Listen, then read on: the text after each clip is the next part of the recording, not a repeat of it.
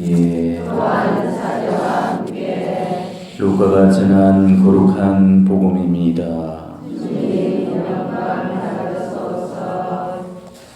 그때 예수님께서는 제자들에게 비유 하나를 말씀하셨다. 무화과 나무와 다른 모든 나무를 보아라. 잎이 돋자마자 너희는 그것을 보고 여름이 이미 가까이 온 줄 저절로 알게 된다. 이와 같이 너희도 이러한 일이 일어나는 것을 보거든 하느님의 나라가 가까이 온 줄로 알아라.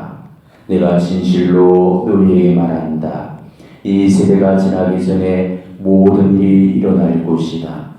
하늘과 땅은 사라질지라도 내 말은 결코 사라지지 않을 것이다. 주님의 말씀입니다. 그리스도님 찬미합니다.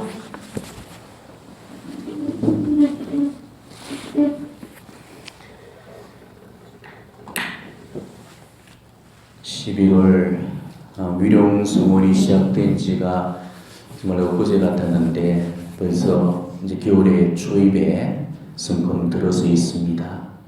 지금 요 며칠 굉장히 날씨가 추워졌죠. 정말 겨울을 방불케 할 만큼의 그런 날씨를 맞고 있습니다. 가을의 정취를 느껴볼 새도 없이 지금 초겨울이 성큼 우리 눈앞에 다가와 있습니다. 그래도 계절상 정기는 초겨울보다는 아직 늦가을에 가깝죠. 가을의 끝물이라는 그런 표현들이 어쩌면 더 정확할지 모르겠습니다. 대부분 사람들도 다 가을을 타겠지만은 저는 유난히 더 가을을 더 많이 타는 편입니다. 그래서 가을만 되면은 울렁거림이 굉장히 많아요.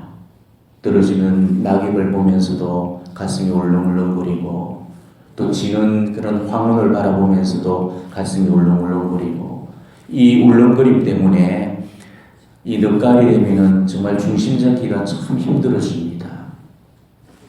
그렇다고 그러죠.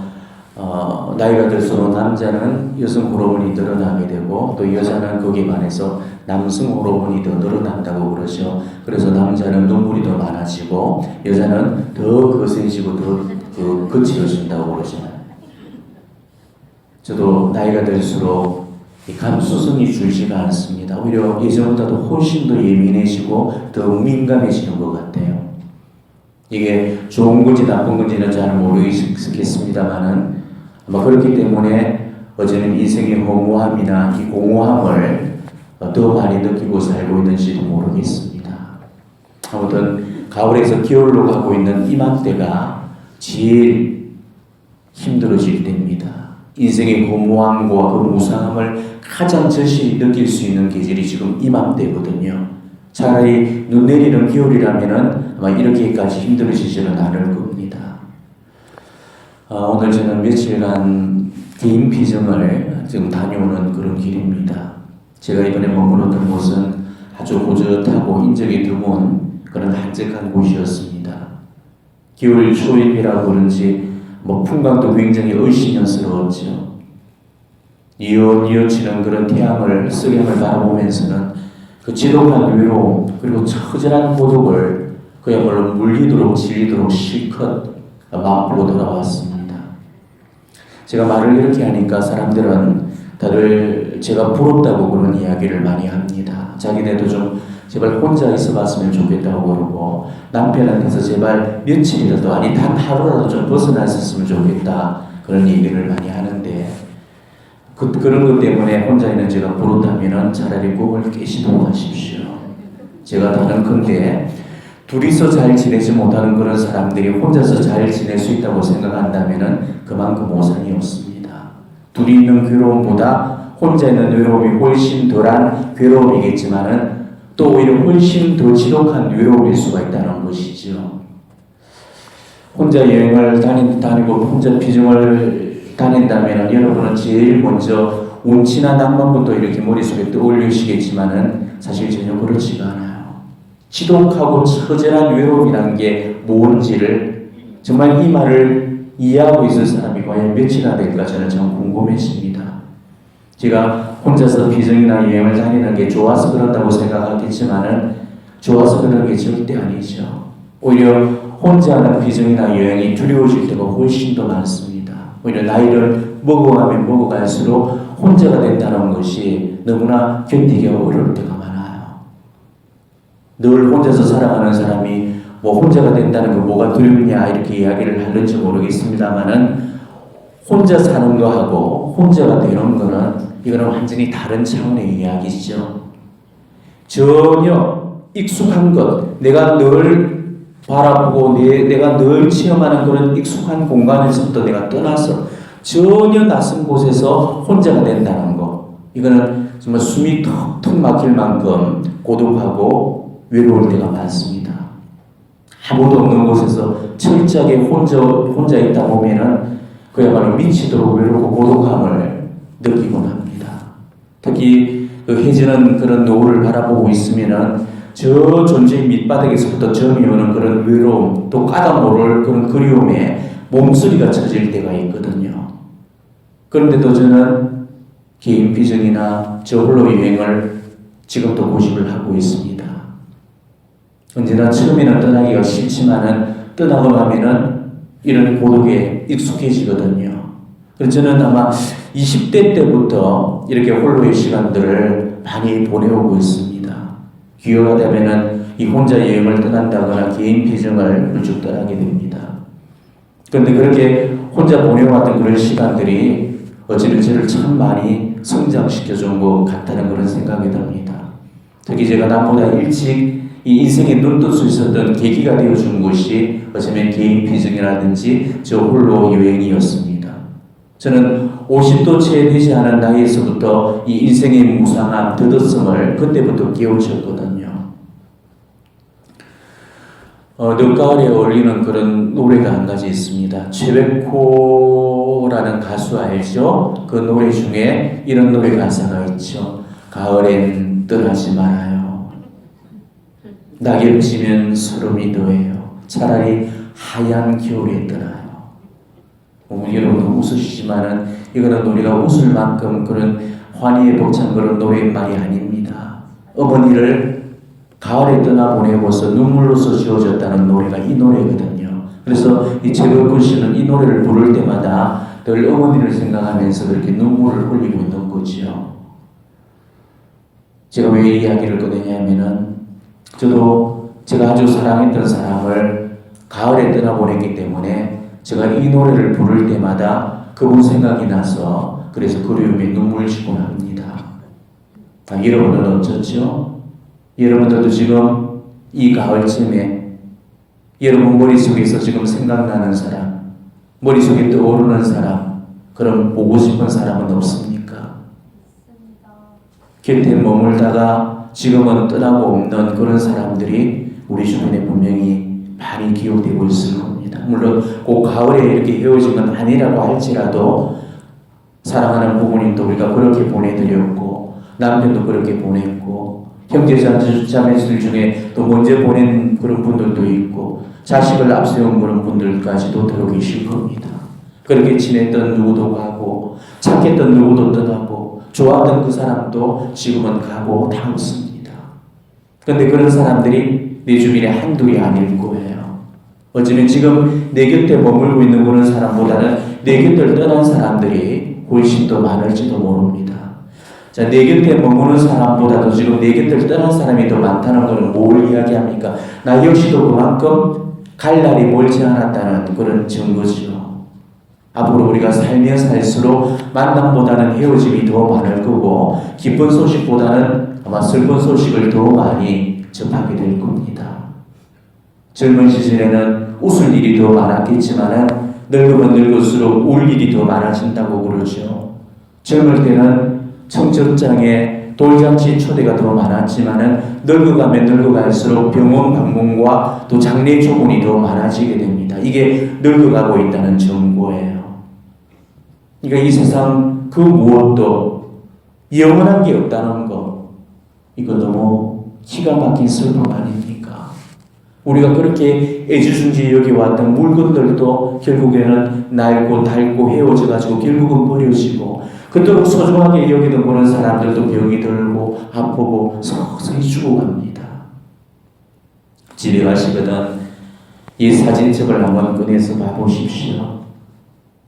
내가 지내왔던 어릴 적 유년 사진들이면서 또 커오면서 찍었던 그런 사진들을 하나하나 보게 되면은 누구나가 다 혼자말로 중얼거리게 되죠. 야, 나한테도 진짜 저런 시절이 있었네. 야, 그럼 내가 지금 이렇게 늙어버렸네. 그리고 사진 속에는 그대로 있는데 현실에는 없는 사람도 아마 적지 않을 겁니다. 저도 가끔씩 그런 사진첩을 꺼내보면서 그걸 많이 느끼고 있습니다. 누구도 가고 이 사람도 가고 이 사람도 가고 사진 속의 그 얼굴들 하나하나 매만지면서 갑자기 눈물이 왈칵 쏟아질 때도 있습니다. 그럴 때마다 갑자기 보고 싶어지고 갑자기 슬퍼지는 겁니다. 불러도 대답도 없고 그리고도 볼 수 없는 그 묵묵함에 숨이 턱턱 막힐 때가 얼마나 많은지 몰라요. 그런 모습을 대면할 때마다 까맣게 잊고 지내던 그런 주제가 제 머릿속에 떠오르곤 합니다. 바로 죽음이라는 주제죠. 죽음. 나도 언젠가는 바로 이렇게 가야 되는구나. 언제나 나도 죽으면은 이렇게 산 사람들의 추억 속에서만 그렇게 있겠구나. 이게 바로 인생이겠구나. 내 얼굴도 잊혀질 거고 내 이름도 지워질 거고 내가 쌓아왔던 업적도 다 사라질 거라고 생각하니까 그 슬픔과 비가 북받쳐 오르고 인생의 무상함을 느끼지 않을 수가 없는 겁니다. 정말 우리 인생에서 늘지 않고 변하지 않고 아프지 않고 슬프지 않고 괴롭지 않고 헤어지지 않고 지금 이대로 영원한 게 없는가, 그걸 한번 생각해 봤습니다. 그렇지만 아무리 찾아봐도 그런 게 없었습니다. 영혼을 보장해 줄 만한 것은 이 세상에 아무리 찾아도 찾을 수가 없는 거죠. 그 자리 그대로 천년만년 존재하는 것은 이 세상에 존재하지 않습니다. 있는 자리는 결국 있던 자리로 변하게 되는 거고 현재는 과거가 되고 지금의 기운 그때 축이 축으로 묻어지고 마는 거죠. 우주는 끊임없이 생성과 변이와 소멸의 과정을 거쳐서 그 과정을 끊임없이 반복할 뿐이고 우리는 그저 그 반복의 한 과정을 살다 갈 뿐인 겁니다.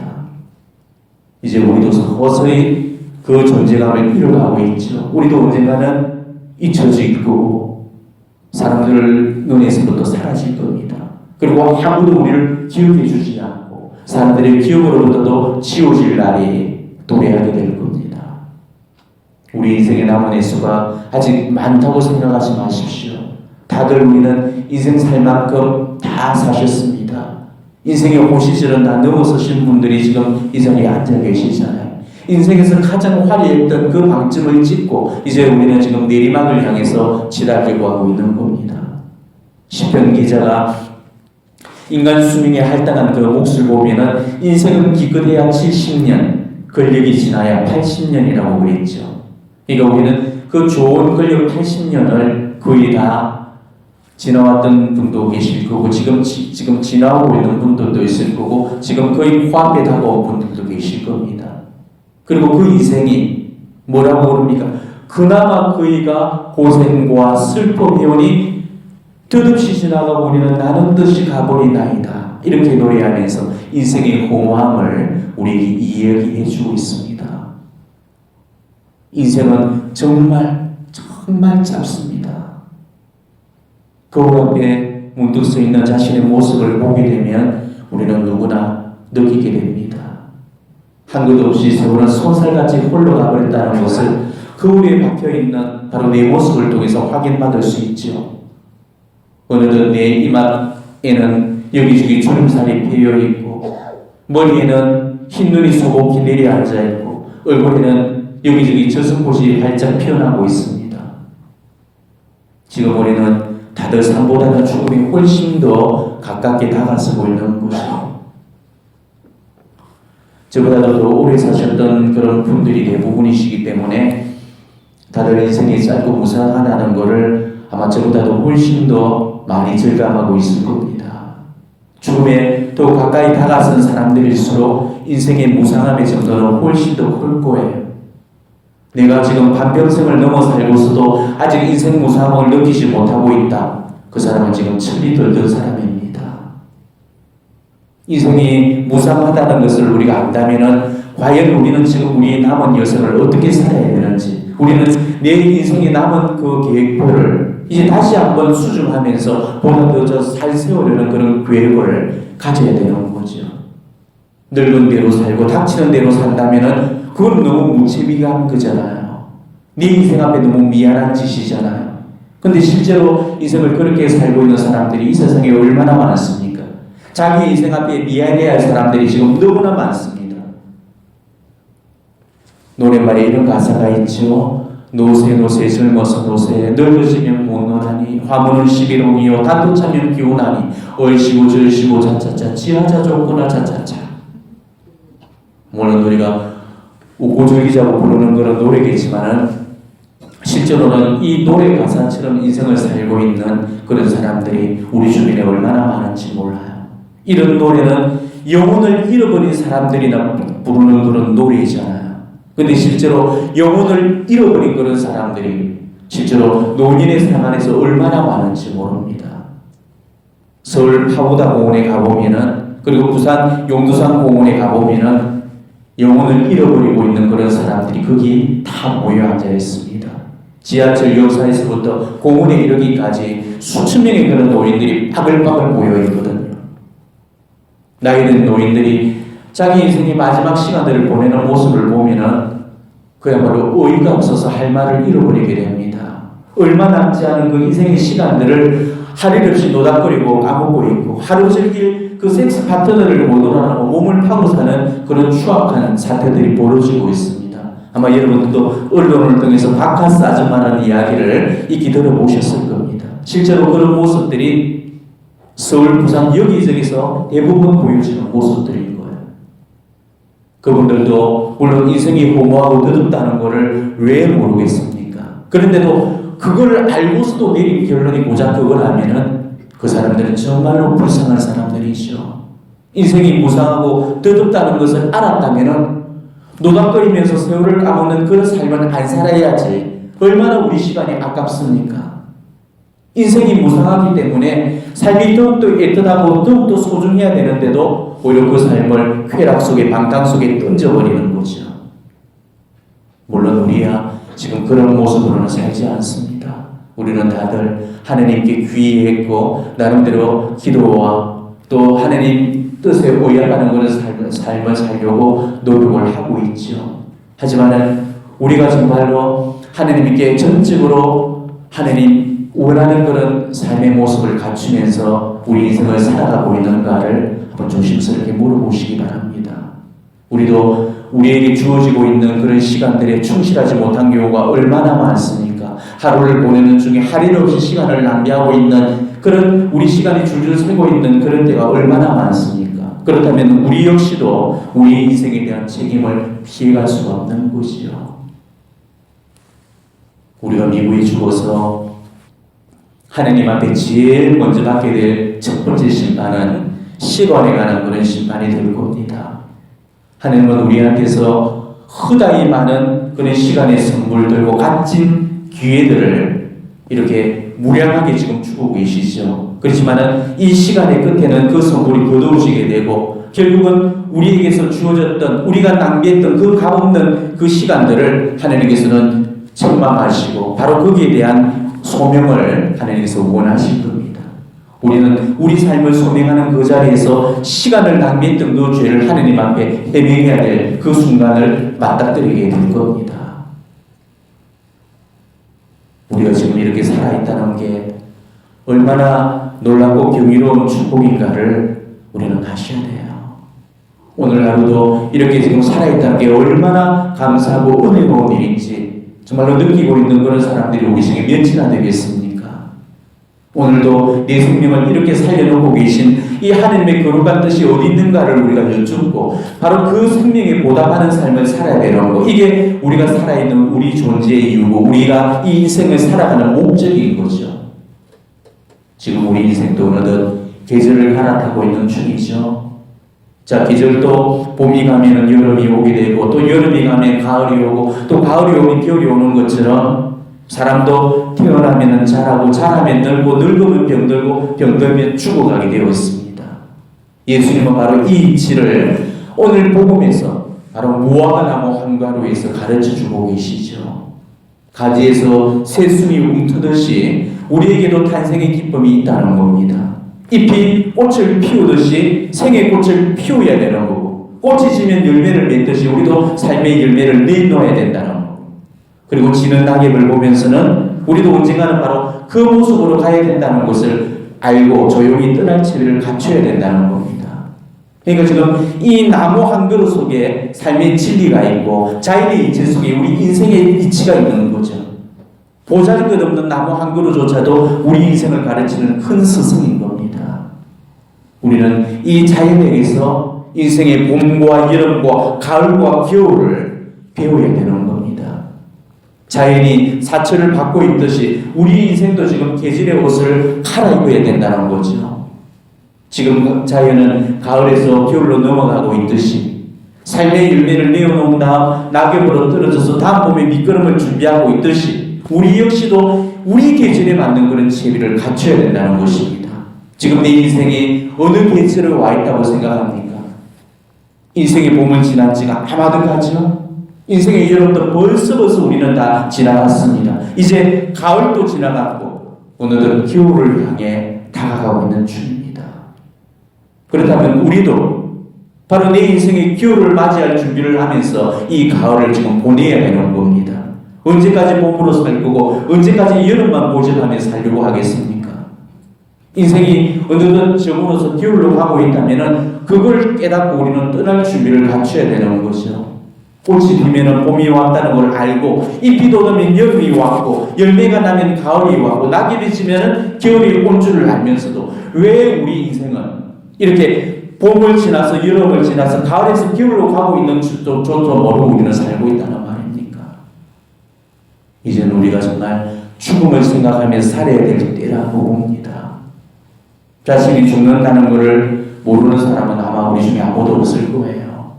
내가 영원히 살지 못한다는 것은 아마 다들 알고 계실 겁니다. 그런데도 우리는 죽지 않을 것처럼 살고 죽음을 전혀 준비하지 않고 살고 있거든요.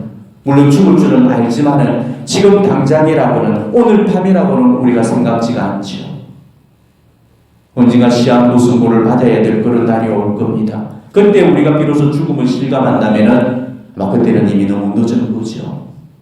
시간이 얼마 남지 않았어야 그 내 인생의 애틋함을 깨닫는 그런 어리석음은 제발 없어야 되는 겁니다.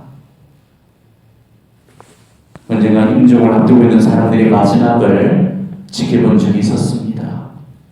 그분들은 몇 달이 남짓한 그런 시한부 삶을 살다 가셨습니다. 그런데 하나같이 자신에게 남겨져 있는 그 시간들을 얼마나 애틋하고 소중하게 살다 가는지 정말 그 삶 자체가 감동이었습니다.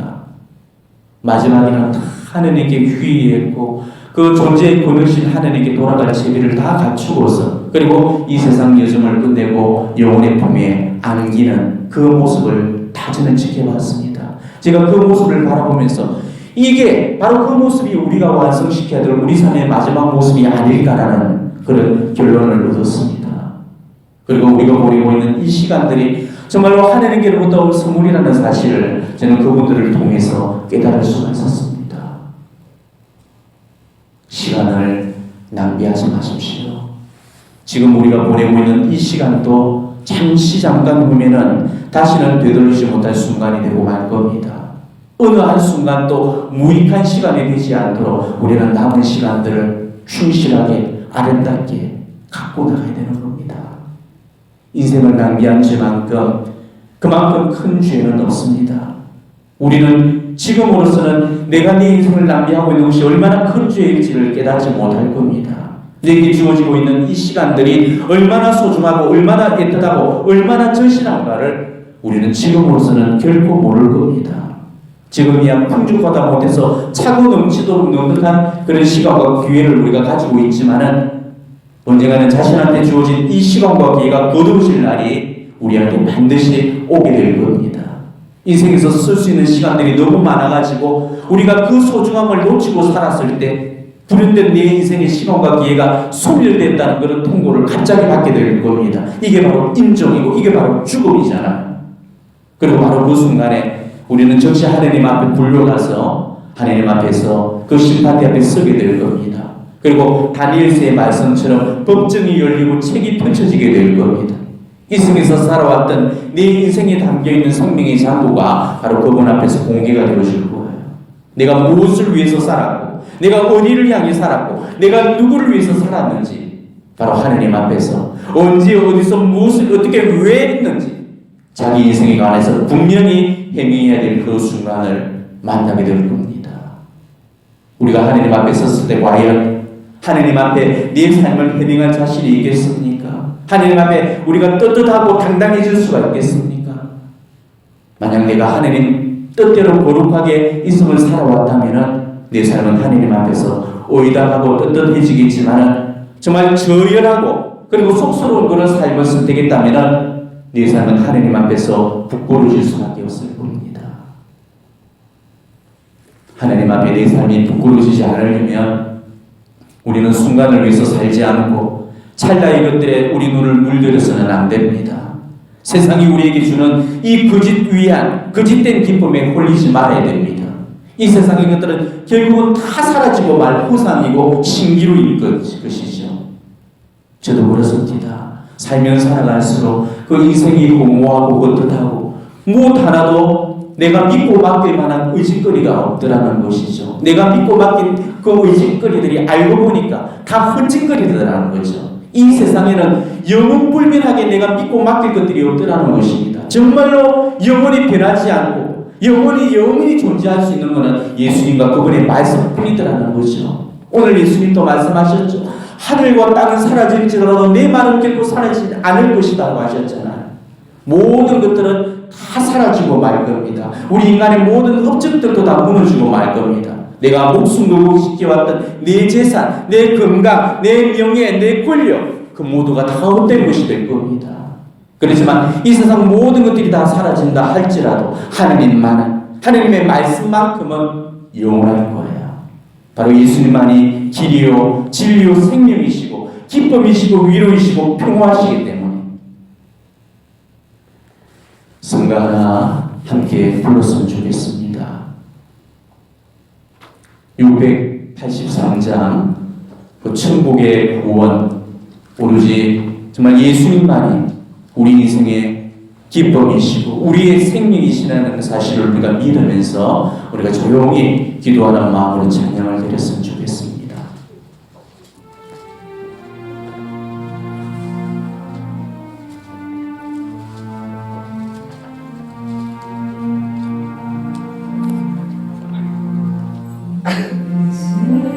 세상 부귀와 이 세상 명예가 무슨 소용이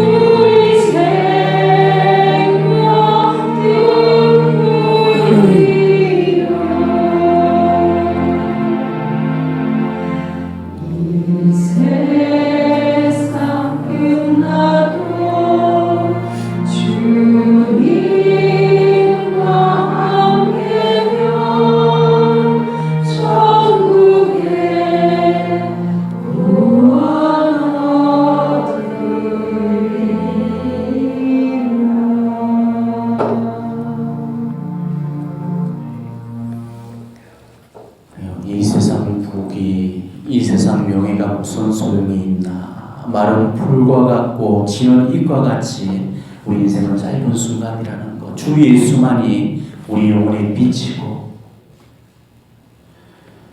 저도 옛날에는 무엇도 좋고 세상적인 것들이 다 재미지고 좋았었습니다. 그런 걸 할 때면은 정말 거기서 행복을 느끼곤 했거든요. 근데 지금은 뭘 해도 다 재미가 없는 겁니다. 취미생활, 여가생활, 오락생활 이런 것들이 다 시시하고 무가치하게 느껴집니다. 이제 저한테는 제일 행복한 순간은 세속적으로 제가 육아 활동을 하는 그런 시간들이 아니고 뭐니 해도 바로 예수님과 함께하는 그런 순간이 제일 행복한 시간입니다. 예수님과 함께 있는 시간, 예수님을 위한 시간, 예수님께 드려지는 이 시간만 안 아깝고 나머지 시간은 다 아깝다는 그런 생각이 들고 있습니다. 그동안 저는 제 인생의 절반을 너무 호랑방탕하게 잘못 살아왔기 때문에 나머지 세계 남겨진 그 절반은 그렇게 살고 싶지가 않는 겁니다. 우리는 다들 육적인 삶을 포기했고 영적인 삶을 살아가기 위해서 그것을 선택했던 사람이거든요. 영은 생명을 주지만은 육은 아무 쓸모가 없다는 이 예수님 말씀을 우리는 결코 잊어서는 안 됩니다. 그렇다면 우리는 변하는 것들을 붙들지 말고 영원히 변하지 않는 것들을 붙들려고 해야 됩니다. 사라지려고 하는 것들을 붙들려고 하지 말고 영원히 남는 것들을 붙들려고 해야 되는 거죠. 정말로 중요한 것들을 놓치지 않고 살았으면 좋겠습니다. 순간의 것들은 다 지나가고 결국 우리에게 남겨지는 것은 영혼만이 남겨지는 겁니다. 세상의 것들은 다 사라지고 말 더럽고 무상한 것들 뿐이죠. 내가 믿고 의지할 그 의지거리는 이 세상에 없는 겁니다. 그 누구도 그 모든 일이 힘이 되어주지를 못하는 거예요. 우리는 주님만이 영원하시라는 것을 믿으셔야 됩니다. 순간의 것만을 위해서 사는 사람은 영혼을 살 수가 없어. 주님과 함께 사는 사람만이 순간의 시간들 속에서도 영혼을 살게 되는 겁니다. 우리는 이 순간이라는 이 시간 속에서 영혼을 살다가야 되는 거죠. 주님과 함께라면은 그는 충분히 가능한 일입니다. 왜? 그분은 바로 시작이요 마침이고 처음이고 마지막이니까. 우리가 그분을 시작하면 우리가 그분 안에서 마치게 되는 거고 우리가 그분을 처음으로 선택하면 그분 안에서 마지막 우리 삶이 완성되어지니까. 그래서 우리는 바로 그 순간의 시간 안에서 영혼을 선택하게 될 때 우리는 그분과 함께 영원히 살게 되는 거죠. 지금 살고 있는 여기가 우리의 끝이 아니고 여기가 종착점이 아니라는 거. 여기가 끝나고 나면은 더 좋은 삶이 지금 우리를 기다리고 있고 거기서 주님과 함께 영원하게 살게 될 그 세상을 우리가 꿈꾸고 살아가야 되는 거죠. 영혼만이 영원합니다. 우리는 바로 그 영혼을 바라보고 그 영혼을 사랑하고 그 영혼을 추구하면서 우리는 이승에서부터 영원한 시간을 살 수 있어야 되는 거예요. 우리에게 절대 포기되어서는 안 될 이름이 영원입니다. 우리에게는 이 지금의 시간이 다 지나고 나면 하느님의 시간인 영원 속에 들게 되는 겁니다. 이승의 시간 안에서는 결국 영혼을 살지 못한다는 거, 그리고 저승의 시간 안에서는 영혼을 살아야 된다는 사실을 결국 잊어버려서는 안 됩니다. 영혼은 바로 하나님께서 선사하신 선물이시죠. 그렇지만 이 영혼이라는 이 선물이 누구한테는 축복이 되고 누구한테는 저주가 됩니다. 바로 영원한 생명 그리고 영원한 멸망. 우리가 영원히 살고 싶은지 아니면 영원히 죽고 싶은지, 내가 어떤 삶을 살고 싶고 어떤 삶을 살아야 되고 지금 어떤 삶을 살고 있는가를 바라보면서 자신의 영혼을 한 가지 것을 선택을 하셔야 될 겁니다. 여러분, 하나님께로부터 받은 가장 큰 선물이 뭐라고 생각하십니까? 시간, 가족, 돈, 건강, 명예, 권력, 많은 것들이 있을 겁니다. 물론 그런 것들도 다 하나님께로부터 온 귀한 선물이면 틀림없겠죠. 그렇지만 정말 하나님께로부터 온 가장 놀라운 선물은 그게 아니죠. 만약 저한테 그런 질문이 던져진다면 저는 한치 망설임 없이 이렇게 답할 겁니다. 하느님께로부터 온 가장 위대한 선물은 바로 하느님이시다. 저는 이렇게 대답할 겁니다.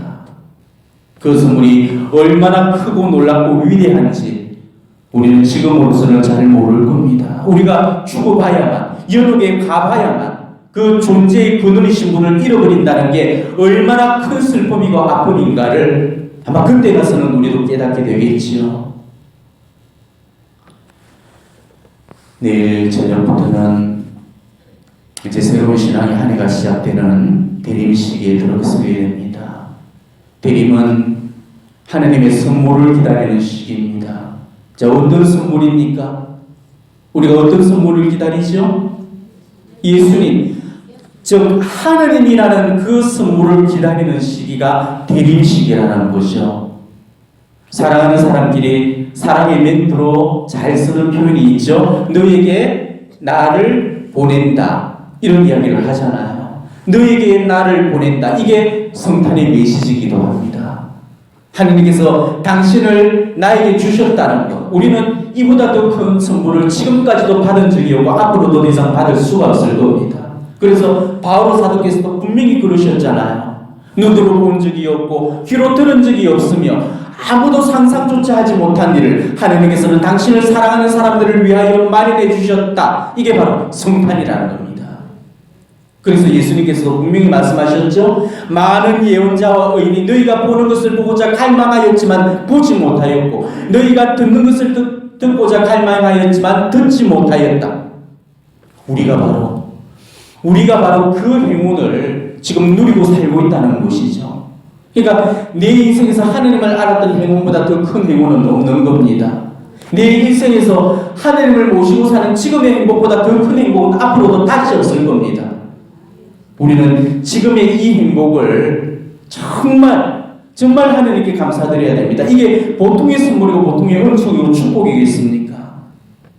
이제 우리는 하나님 없이는 한순간도 살 수 없는 그런 사람이 되어야 됩니다. 하나님만 계시면은 이 세상 어떤 것도 다 포기할 수가 있고 다른 것도 다 버릴 수 있는 그런 사람들이 되어야 되는 거죠. 이제 두 번 다시는 우리는 사랑의 대상을 바꿔치기 해서는 안 됩니다. 우리는 지금까지 몰랐을 때는 그렇게 살았잖아요. 하나님 대신에 다른 세상적인 것들을 하나님의 자리에 올려놓으면서 사랑을 바꿔치기 했습니다. 하지만 이제는 우리가 뭐가 정말 옳은 거고 뭐가 중요한 거고 뭔가 어떤 인가를 알고서는 절대 그 사랑의 대상을 바꿔치기 해서는 안 되는 것입니다. 하나님 안에서만이 진정한 행복을 발견했고 하나님 안에서 영혼을 우리가 살고 있는데 우리가 또다시 과거로 돌아가가지고 예전으로 회개한다는 거, 이거는 있을 수가 없는 거죠. 절대 우리는 예전으로 돌아가서는 안 됩니다. 회개해서는 안 됩니다. 주님의 사랑을 영원토록 노래하리라는 이 시편의 말씀처럼 주님 사랑 속에서 우리가 영원을 살았으면 좋겠습니다. 이승의 사랑을 저승으로까지 가지고 가서 거기서 영원히 그분을 사랑하면서 산다는 거, 이게 우리의 남은 여생의 마지막 한 가지 소원이 되었으면 좋겠습니다. 하느님을 알고 하느님을 모시고 하느님을 사랑하면서 산다는 거, 우리에게 이보다 더 큰 선물이 어디가 있겠습니까? 이 세상 어떤 선물이 이 선물과 비교가 되겠습니까? 아빌레 대대사 성령께서 하셨던 그 마지막 유언의 말씀들 우리가 다들 잘 기억하고 있을 겁니다. 아무것도 너를 슬프게 하지 말며 아무것도 너를 혼란케 하지 말지니 모든 것은 다 지나가는 것. 오 하느님은 불변하시니 인내함이 다 이기느니라. 하느님을 소유한 사람은 모든 걸 소유한 것이니 하느님만으로 만족하도다. 비록 가진 거 없고 아는 것 없는 우리겠지만은 이 세상 최고의 지식은 하나님을 아는 지식이고 이 세상 최고의 재산은 하나님을 소유한 재산이라는 것. 그래서 우리는 이 세상에서 가장 지혜로운 사람인 거고 가장 풍요로운 부자들인 거죠. 그러니까 하나님만으로 만족하고 정말 하나님께 감사하면서 우리 이생의 남은 시간들을 그렇게 살다 갔으면 좋겠습니다. 그리고 하나님을 향한 우리 사랑이 더 이상 속스럽게 변하지 않기를 바랍니다. 마지막까지 하나님은 영혼으로부터 내 사랑이시라는 것을 우리가 고백을 드리면서 하나님만 사랑하시고 하나님과만 마지막까지 충성을 다하셨으면 좋겠습니다. 내 존재의 근원이신 그 하나님, 내 전부를 다 바쳐도 아깝지 않으실 분, 하나님은 바로 나에게서 그런 분이셔야 된다는 것. 우리는 하나님을 떠나서는 단 한순간도 살 수 없을 정도의 그런 영적인 그리움을 안고 이 내일부터 시작될 이 대림 시기의 여정에 올라왔으면 합니다. 하나님 안에서 영혼을 사는 그런 희망을 안고 오늘 이 위령승월의 끝자락에서 그렇게 대림을 조용히 준비해 보시기를 바랍니다.